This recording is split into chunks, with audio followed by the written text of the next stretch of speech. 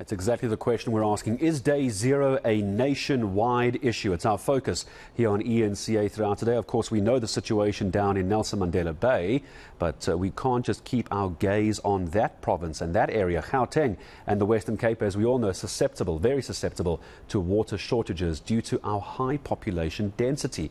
Now, we spoke about it earlier. Back in 2018, the Western Cape nearly running out of water completely. That was part of the worst drought in more than a century, and residents there banding together to avoid day zero.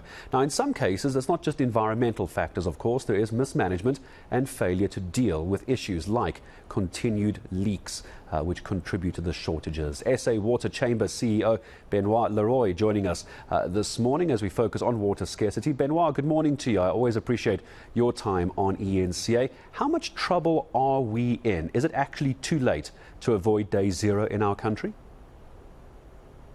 Good morning, Gareth. I don't think it's too late. I think there's always a scope for improvement and hope. But also we need to focus, at the moment we're focusing day zero in the cities.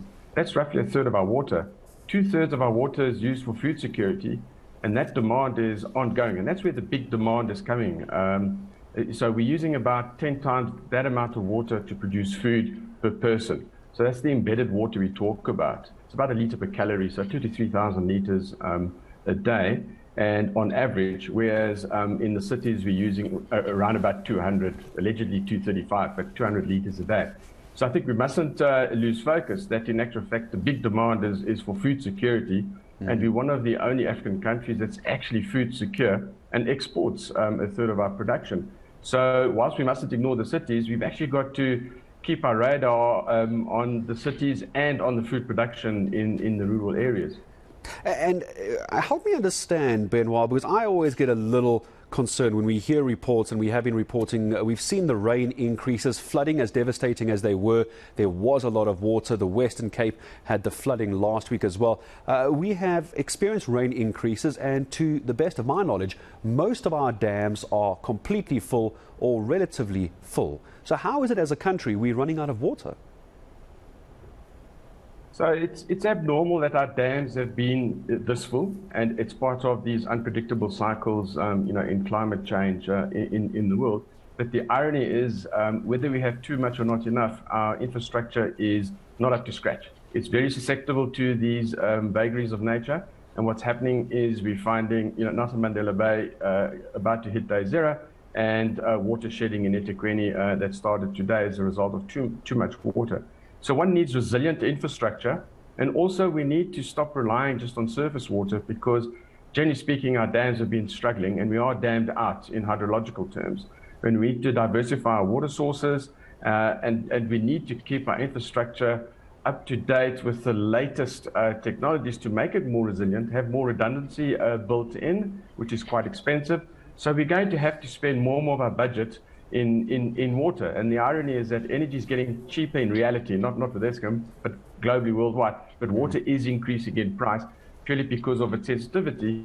And it's also, it's the most expensive infrastructure asset in any town. So, Johannesburg, with 7.5 million people, has got just over 100 billion rands worth of assets. Cape Town is just below that. So it's a heavy investment, but it's not adequate. So we're going to have to pay more to be resilient.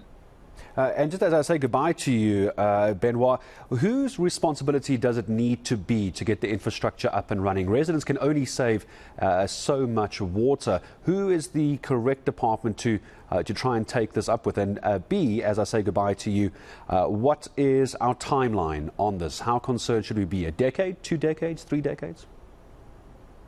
So local government is so through the metros and the district municipalities are the water service authorities. So they are constitutionally mandated to provide water and wastewater services. So it's squarely on, and that's where the GDP is generated. So squarely on the residents of the towns. And B, we're talking, generally speaking, between 7 to 10 years from when we start designing to final implementation infrastructure. And we're not good at that in South Africa. We've seen it on the energy side, so it could be longer. But I believe that we can, if we make it a priority, we can find ways to start getting infrastructure in place. We haven't started. We need to start getting infrastructure in place, and we need to target the 4 to 5 years as opposed to the 7 to 10 years. So we've got a challenge, but I think we're up to it. We've done it before. We just need to change our focus. You've got to change the focus, and also got to keep in mind as well, just because it's not happening next week doesn't mean it's not going to happen. It may take 5 years, but the infrastructure needs work. I really appreciate your time, Benoit. Leroy, SA Water Chambers CEO, joining us this morning.